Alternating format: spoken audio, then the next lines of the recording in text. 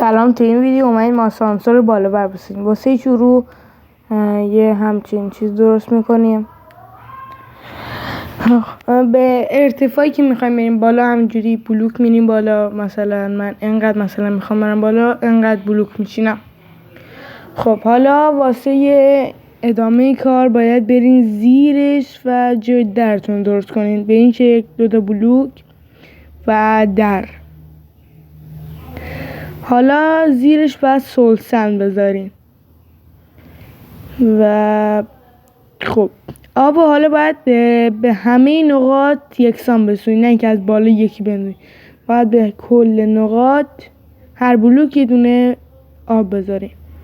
خب بعدش که گذاشتین میبینین که اینجوری میشه و آماده است آسانسور شما. وقتی در باز کنین و برین توش میبینین که خیلی سریع میرین بالا. خوشتون اومد لایک و ساب کن.